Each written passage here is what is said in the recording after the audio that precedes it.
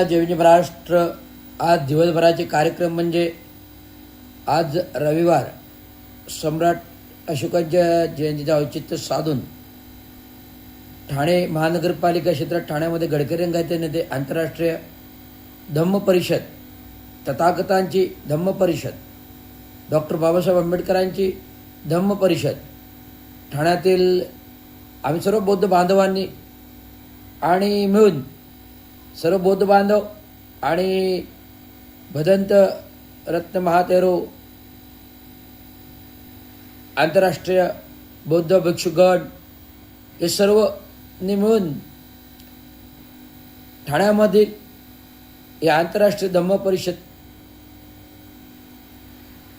आज दिवसभर होती। गडकरी रंगायतमध्ये पहिले सत्र धम्म परिषदेचं उद्घाटन, नंतर जेवण, परत सेकंड सत्र मध्ये बौद्ध भंतेंचे विचार विनिमय प्रवचन, लोकांपर्यंत धम्माचे विचार प्रवचन हे पोचवण्याचं काम भदंतांनी करत होते, आम्ही ऐकत होतो।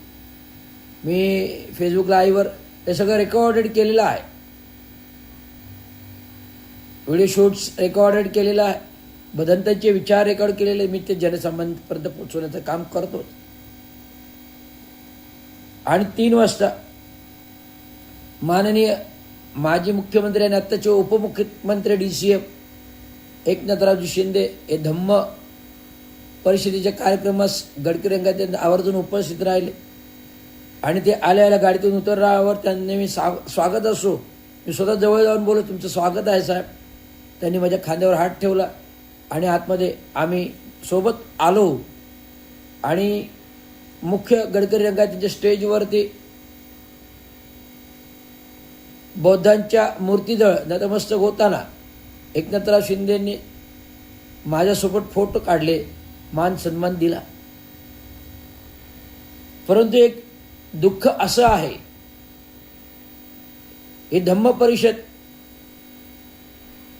2017 मध्ये पण भरविण्यात आले होते। शिवाजी मैदान, शिवाजी टॉवर, क्लॉक टॉवर ठिकाणी हे पूर्ण धम्म परिषदेचे आयोजन होतं। आर्थिक सहाय्य हे रवींद्र शिंदेने दिलेलं होतं आणि जर अर्थसहाय्य त्या काळी धम्म परिषदेला रवींद्र शिंदे देतो आणि प्रत्येक वेळी सामाजिक हिस्सा म्हणून अर्थ करण्याची एक मदत करत असतो।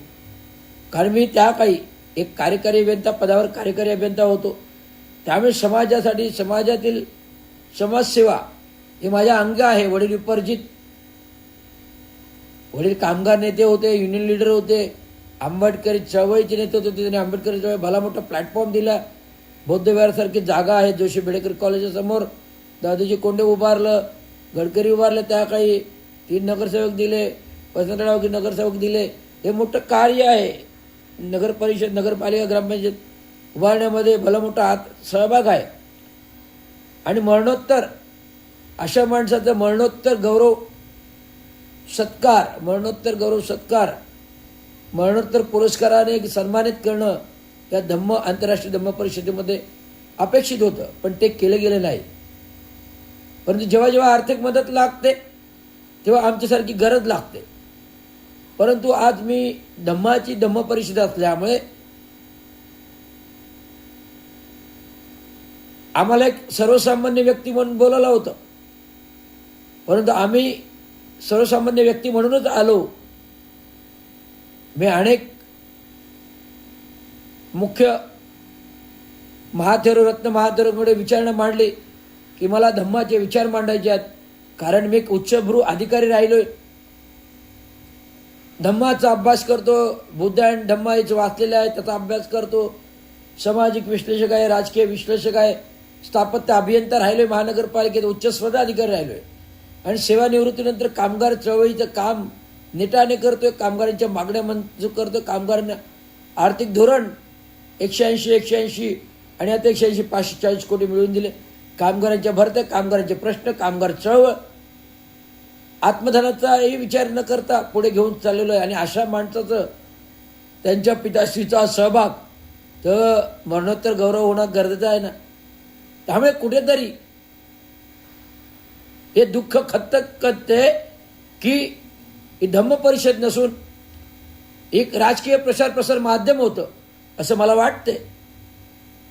धम्म परिषदेमध्ये धम्माचे विचार पोचायला पाहिजेत, भदंताने दिले. पण राजकीय कार्यक्रम होता.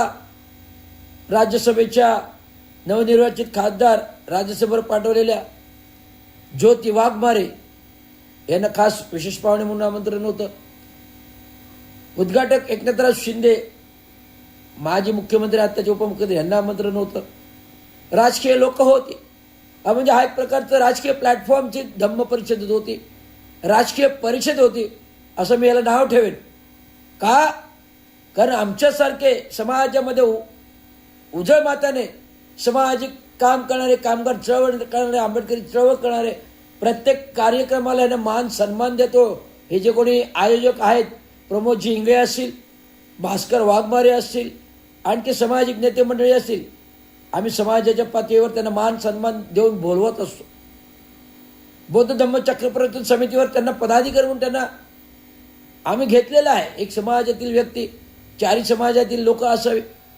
आणि असं करत असताना जर आम्ही योग्य मान सन्मान देतो तर दिवंगत कामगार नेते चांगो शिंदेंचा पण मरणोत्तर मान सन्मान व्हायला पाहिजे ना.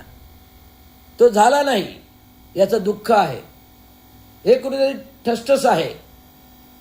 ही केवळ धम्म परिषद नसून मी परिषदेमध्ये आलो, विचार ऐकले, मला विचार मांडायचे होते पण मला विचार मांडायला दिले नाही. परंतु एक माझं कर्तव्य म्हणून मला जे काही आर्थिक द्यायचं होतं ते मी दिलं.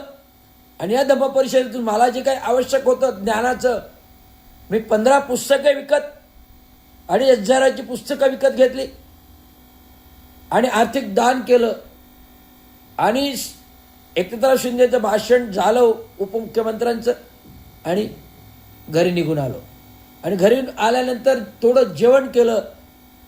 परत माझी मार्च एंडच्या विविध ठेकेदारांच्या देय पेमेंटबाबत ते माझ्याकडे मिटिंगसाठी आले होते. साहेब, आमचं बऱ्याच वर्षाचं पेमेंट अडकलेलं आहे, हे तुम्ही मार्गी लावून द्या. त्यांची मिटिंग होती, ते आयोजन होतं. ते मिटिंग झाल्यानंतर विविध सामाजिक कार्याचं आयोजन होतं. अशा प्रकारे भरीव गच्च कार्यक्रम असतो.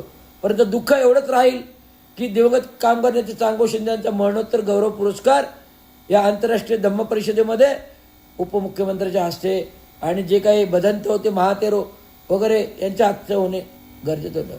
परंतु इतक्याने आमची प्रगल्भता संपत नाही. आम्ही प्रगल्भ व्यक्ती आहोत. आमच्या घरात शिक्षक आणि सगळे प्रगल्भ आहेत. कोणी डॉक्टर आहेत, कोणी इंजिनियर आहेत, कोणी कस्टम कलेक्टर आहेत, कोणी मुख्यमंत्र्यांचे सचिव राहिलेले आहेत, IPS IAS अधिकारी राहिलेत आणि मी अभियंता राहिलेलो आहे. पूर्ण फॅमिली नाशिक कुठे. आणि माझे सासरे सिद्धार्थ कॉलेजचे प्रिन्सिपल राहिलेत, त्या काही केमिस्ट्री PhD, सगळं विद्वान घराणं आहे आमचं. त्यामुळे या आमच्या धम्म परिषदामध्ये मान सन्मान दिल्याने आमची प्रतिमा, प्रगल्भता कमी नाही होत ना, वाढतो. समाजामध्ये आमचं एक नाव आहे, एक स्थान आहे, एक मान आहे, एक सन्मान आहे, जो चांगो शिंदेने आम्हाला मिळवून दिलेला आहे. एवढं सांगायचं आहे. धन्यवाद. जय भीम, जय महाराष्ट्र, जय हिंद, जय भारत.